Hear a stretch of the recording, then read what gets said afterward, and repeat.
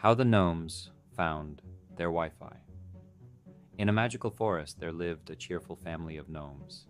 They loved their evening traditions. Everyone would gather on soft mushroom stools, take out their enchanted tablets, and watch cartoons about the adventures of trolls and unicorns. But one day disaster struck. The Wi-Fi signal disappeared. "This is a catastrophe," exclaimed the head gnome, Grin. "Without Wi-Fi, we won't find out how Captain Unicorn's adventures end.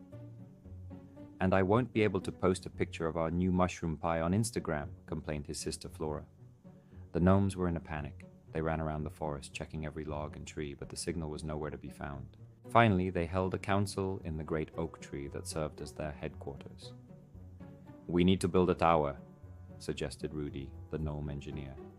"The higher we go, the better chance we have of catching the signal." "But what will we build it out of?" asked Flora. "Out of whatever we can find," declared Grin. "Grab everything, pots, chairs, books, everything will come in handy." The gnomes enthusiastically got to work. They piled up whatever they could find. The tower grew taller and taller. Chairs were stacked on pots, books were placed on the chairs, and hats were balanced on top of the books. Soon the tower was so high that its peak disappeared into the clouds, but not without mishaps.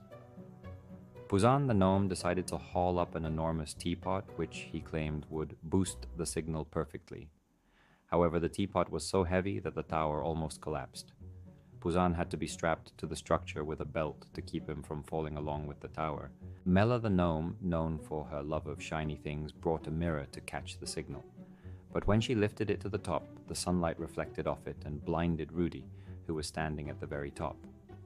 Rudy tumbled straight into a basket of pies and had to be painstakingly dug out of the dough. When the gnomes finally reached the top, they found a dragon. A large green dragon was sitting on a cloud, streaming his games on the internet. "Hello there," said the dragon cheerfully. "What are you all doing here?" "We're looking for our Wi-Fi," Grin said sternly.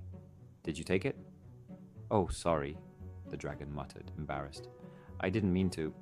I just started my gaming stream and I guess all the signal got routed to me. I didn't mean to cause any trouble." "We need Wi-Fi to watch our cartoons," Flora chimed in. "Well, let's make a deal," proposed the dragon.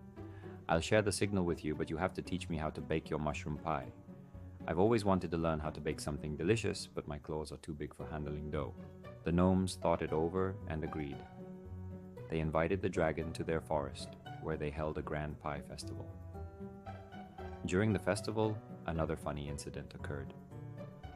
The dragon, trying to sprinkle sugar on a pie, sneezed so loudly that the powdered sugar scattered across the forest, making the trees look like sugary Christmas trees. Everyone laughed until they cried.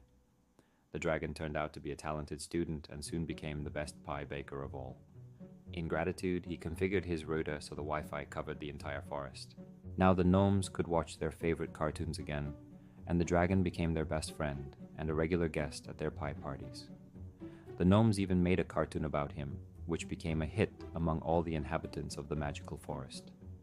Thus, the gnomes not only got their Wi-Fi back, but also found a new friend who became an important part of their enchanted community.